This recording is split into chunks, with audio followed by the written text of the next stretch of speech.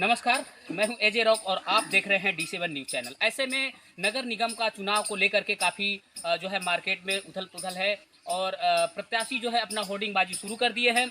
तो ऐसे में हम वार्ड संख्या 20 में लोढ़ान में आ चुके हैं, वाराणसी के अंतर्गत, जहां हमारी मुलाकात होने जा रही है महेंद्र राजभर जी से। तो जानेंगे हम यहां की समस्याओं के बारे में, और ये पहली बार चुनाव लड़ने जा रहे हैं पार्षदी का, तो क्या फील गुड है इनका और मार्केट में किस तरह का संदेश है इनका। तो आइए मिलते हैं महेंद्र राजभर जी से और जानते हैं यहाँ के चुनाव के। नमस्ते सर। नमस्कार। सबसे पहले तो मैं आपको बधाई देना चाहूँगा अपने D7 न्यूज़ चैनल की तरफ से कि आप पहली बार जो है पार्षद के चुनाव लड़ने जा रहे हैं। तो बहुत सौभाग्य की बात है कि आपके गांव की जनता जो है, आपके वार्ड की जनता जो है आपको चुन रही है, आपको उस रूप में देखना चाह रही है। तो आप अपने जनता, गांव की जनता को, अपने वार्ड की जनता को क्या कहना चाहेंगे?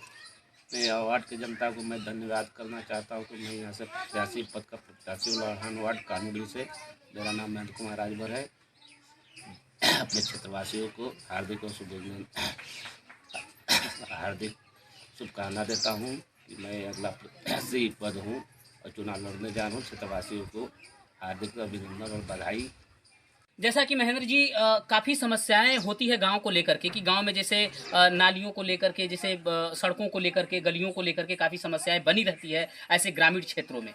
अब तो मान लीजिए, इससे पहले प्रधान का चुनाव होता था तो तब भी कंप्लीट नहीं हो पाता था, और अब तो आपका मान लीजिए कि नगर निगम में आ गया है आपका गांव सब। तो अब ऐसे में आपको क्या लगता है कि गांव का, इस एरिया का अच्छे से विकास हो पाएगा, और जितनी सावधानियां होनी चाहिए उस तरीके से काम हो पाएगा एरिया के अंदर, और सभी लोगों को सरकारी लाभ मिल पाएगा कि नहीं मिल पाएगा, उसके बारे में थोड़ा सा जानकारी दीजिए हमको।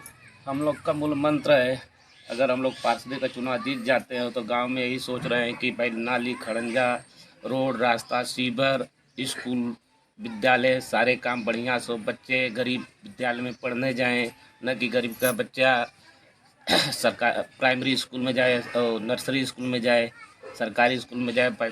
पैसा बचेगा, गरीब भाई कहाँ से पैसा ले आएंगे पढ़ने लिखाने के लिए। तो उसमें फ्री में पढ़ाई शिक्षा मिलता है, कापी किताब सारे चीज़ मिलता है, सरकार की सारी व्यवस्था है। इसलिए गरीब और स्कूल पर थोड़ा ध्यान दिया जाए तो मास्टर लोग डेली पढ़ाएं बच्चों को। जैसा कि महेंद्र जी, जब अब तक जो प्रधानी हो रहा था, प्रधानी वाले कार्यकाल में भी लोगों का ये कंप्लेन रहता था कि मतलब नालियाँ दुरुस्त नहीं है, ओवरफ्लो होने की वजह से पानी जो है, नालियाँ जाम वगैरह होती थी, तो ओवरफ्लो होने से सड़कों पे बिखरता था, गलियों में बिखरता था, जिसके कारण लोगों को आने जाने में काफ़ी समस्याओं का सामना करना पड़ता था। तो ऐसे में अगर मान लीजिए ये नगर निगम में आता है, तो आपको क्या लगता है कि विकास प्रधानी की अपेक्षा अब बेहतर हो पाएगा? ऐसा आपको महसूस हो रहा है? अब तो देखिए, अब तो चुनाव हो जाए पार्षदी का, उसके बाद सरकार का क्या सिस्टम है जी। कैसे क्या आना चाहिए क्या नहीं आना चाहिए। नाली खड़ंजे की तो एकदम ज़रूरत है, नाला तो एकदम ज़रूरत है, क्योंकि रोड पर पानी हमेशा बहता है। जहाँ पर जाइए सीवर का तरह पानी रोड पर बह रहा है, नाला तो है नहीं जी। और नगर निगम में हो गया है, निकासी है पानी का नहीं। ये सीवर का काम और नाला का काम तो पहला प्राथमिकता होना चाहिए, नहीं तो पानी सड़ा रहता है, रास्ता पड़ा रहता है तो मच्छर बीमारियाँ, दुनिया का बीमारी अब क्षेत्र में फैलेगा तो डेंगू का बीमारी होगा, मलेरिया का बीमारी होगा। इससे निजात के लिए नाला और सीवर का जरूरी है, एकदम प्राथमिकता पहले नाला और सीवर का काम का। एरिया में सफाई कर्मी का क्या रोल है? आपके एरिया में सब साफ सफाई किस तरीके से होता है? जैसे गलियां हो गई, नालियां वगैरह हो गया, और भी जगह जैसे हो गया, कुछ सार्वजनिक जैसे जैसे स्कूल हो गया, और सरकारी हॉस्पिटल वगैरह हो गया, जैसे गांव में होता है प्राथमिक स्वास्थ्य केंद्र होता है, ऐसे जगहों पे साफ सफाई का क्या रोल है? हमारे यहाँ रोड रास्ते पर देखे रहे सफाई कर्मी आते हैं, मात्र रोड पर झाड़ू मार के चले जाते हैं बस जी। सिर्फ पीछे रोड पे, उसके बाद अगल बगल झाड़ू नहीं मारते हैं। जी। न हॉस्पिटल पर जाते हैं झाड़ू मारने के लिए। हॉस्पिटल है जो एनएम सेंटर खुला है, वो आज तक कभी खुला ही नहीं है। एनएम सेंटर करीब 10 साल बन चुका है, बाकी एनएम सेंटर पर अभी तक डॉक्टर बैठे ही नहीं है। जी, आज तक कभी नहीं खुला, एक बार भी नहीं। उसमें पेशेंट वगैरह नहीं जाते? नहीं, पेशेंट वहाँ जाते नहीं है, वहाँ पे दूसरा कोई रहता है। कौन रहता है वहाँ पे? किसी को प्रधान रखाए हैं। अच्छा अच्छा अच्छा। तो कौन है, मतलब वो डॉक्टर के रूप में है या कोई ऐसे कर्मचारी? गांव का ही गरीब आदमी उसमें है, उसके पास आवास नहीं है, इसलिए उसी को रखे हैं। उसी में रखे हैं। गरीबी रेखा से नीचे जीवन यापन करने वाले व्यक्ति लगभग ग्रामीण क्षेत्र में 50% के नियर अबाउट होते हैं, जिनके पास अपना खुद का घर नहीं होता, छत नहीं होता, वो कच्चे मकानों में रहते हैं, कुछ लोग झुग्गी झोपड़ियों में रहते हैं। जो कि प्रधानी के कार्यकाल में हर साल कुछ न कुछ आवास योजना आते हैं भारत सरकार की तरफ से। तो अब नगर निगम में जब ये एरिया शामिल कर लिया गया है, तो अब आपको क्या लगता है कि ऐसे में आवास वगैरह आएंगे? और जिनके पास आवास नहीं है, जो झुग्गी झोपड़ियों में रह रहे हैं, कच्चे मकानों में रह रहे हैं, जिनको बरसात के मौसम में काफ़ी समस्याओं का सामना करना पड़ता है कि जैसे घर गिर जाए, ऊपर से बारिश हो रही है तो ऊपर से घर में पानी आता है, तो इस तरह की समस्याओं का सामना करना पड़ता है ग्रामीण क्षेत्र के लोगों को। तो आपको क्या लग रहा है कि नगर निगम में आने से इसका भी हल होगा? हाँ भाई, हल तो होगा ही, क्योंकि नगर निगम में जितने पार्षद लोग हैं हम लोग घूम रहे हैं, देख रहे हैं। जी। उन लोग के क्षेत्र में आवास आया, लैट्रिन बाथरूम आवास, सारे तो किचन, करीब 3,40,000 का पैसा आ रहा है, आवास आ रहा है। सारे लोग पार्षद हमारे मित्र हैं, 3-4 थे, तो लोग काम किए, कम से कम 55-56 हज़ार तक आवास बनवा दिए हैं, जो कि उन लोग निस्वार्थ पैसा नहीं लिए रुपया, हमारे मित्र हैं। तो हम भी सोच रहे हैं कि भाई आएगा जब नगर निगम का पार्षद का चुनाव, तो भाई आवास तो आना ही है जी। और गरीब को मिलना है। गरीब को मिलो तो पैसा न ले कोई भी, जो भी पार्षद प्रत्याशी जीते, न कि गरीबों से पैसा ले। जी। जन सेवा के लिए आए तो जन सेवा करें, न कि पैसा ले आवास का। गरीब के पास पैसा कहाँ रहता है, पैसा नहीं देगा तो उसको आवास नहीं देंगे। पैसे वाले को आवास दे देते हैं कुछ लोग, जी। जो पैसा देते हैं उसको प्राथमिकता दे देते हैं, जो पैसा नहीं उसको देते नहीं हैं। कुछ लोग ऐसे कमाने वाले व्यक्ति हैं जो चुनाव लड़ते हैं, खाली जन सेवा में खर्च हो जाए चलेगा, मगर किसी जनता से 1 रुपया लेना नहीं है। ग्रामीण क्षेत्र में सर एक और भी समस्याएं बनी रहती है, जैसे कि राशन कार्ड को लेकर के। किसी के पास जो है राशन कार्ड है, किसी के पास नहीं है। जो गरीबी रेखा से नीचे जीवन यापन करने वाले व्यक्ति होते हैं, जिनको राशन फ्री में दिया जाता है या लाल कार्ड दिया जाता है, तो ऐसे में संबंध में जो है जिसको लाल कार्ड मिलनी चाहिए उसको सफ़ेद कार्ड मिल जाता है, और जिसको सफ़ेद मिलना चाहिए उसको लाल मिल जाता है। ऐसा अक्सर गांव में देखने को मिलता है। आपके एरिया का क्या रवैया है इसके मामले? जैसे कुछ तो ऐसा भी होता है कि राशन कार्ड पे यूनिट कट जाती है, उसका भी पता नहीं चल पाता है कि वो कहाँ से यूनिट कट होते हैं, और बहुत सारे लोगों का राशन कार्ड भी कट जाता है। तो ऐसे में आपका क्या कहना है?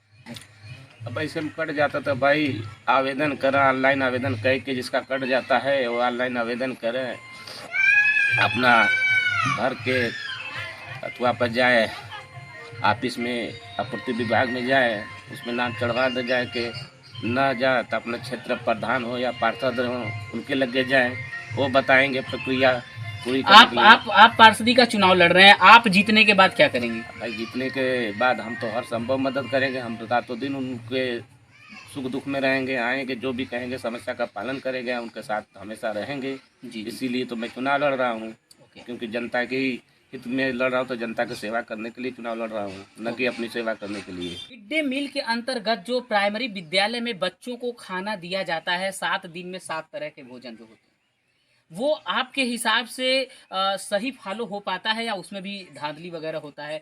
कभी कभार तो कई गांव में सुनने को ये मिला है, नगर पंचायतों में ये सुनने को मिला है कि जैसे जो लिस्ट होता है, लिस्ट के हिसाब से भोजन नहीं मिलता है, पर डे जो है खिचड़ी सस्ता सामान जो है खिला पिला करके बच्चों को टरका दिया जाता है, और उसमें भी जो है घोटालेबाजी होती है। तो आपके एरिया में इस तरह की क्या व्यवस्था है?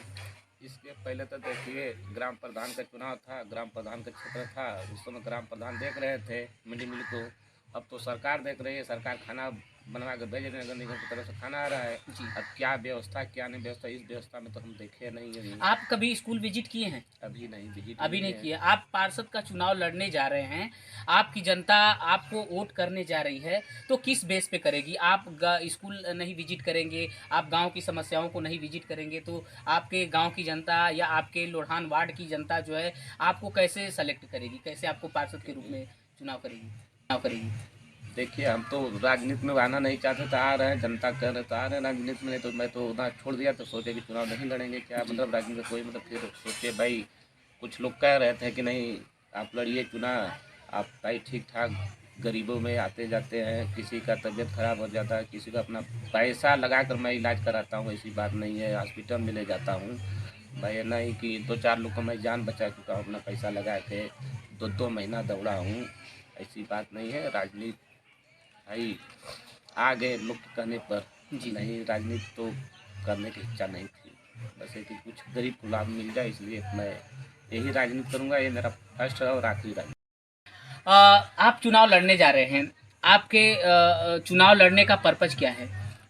मेरे चुनाव लड़ने का पर्पज ये है कि जैसे आवास वास है, गरीबों को तो पैसा न देना पड़े, जी और जिसका राशन कार्ड में नाम नहीं उनका नाम बढ़े, लिस्ट में नाम बढ़े, उनको परिवार को राशन मिले।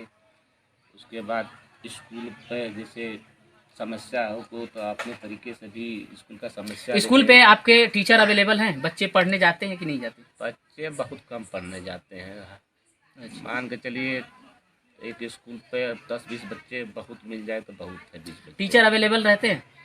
टीचर तो आते ही हैं, टीचर आते हैं जाते हैं टीचर। अब उतना हम लोग तो स्कूल पर जाते ही नहीं है। तो ये प्रधान का काम था, प्रधान भाई देख रहे थे, देख रेख प्रधान का था जी तो वो देखे रखे। जब हमारे देख रेख में रहेगा तब ना हम बताएंगे। हम पार्षद हो सकते हैं तो हम देख रेख करेंगे तब बताएंगे जी कि आते हैं कि नहीं है जाते। जब हमारा जिम्मेदारी की चीज़ मिलेगा तभी ना हम जी देखेंगे। बिल्कुल। प्रधान की जिम्मेदारी थी और प्रधान क्या किए क्या न किए वो प्रधान जाने। अब नगर निगम में आ गया है, पार्षद होंगे तो हम भी आ जाएंगे तो हम भी आपको बताएंगे नहीं समस्या क्या है। तो हम आपको मीडिया लोगों को बुला के दिखाएंगे देखिए हमारे स्कूल में ये समस्या है, ये नहीं है, ये मास्टर नहीं है तो वो मास्टर नहीं आता है। तब समस्या मैं बताऊंगा, तब मैं सारे लोग के दिखाऊंगा।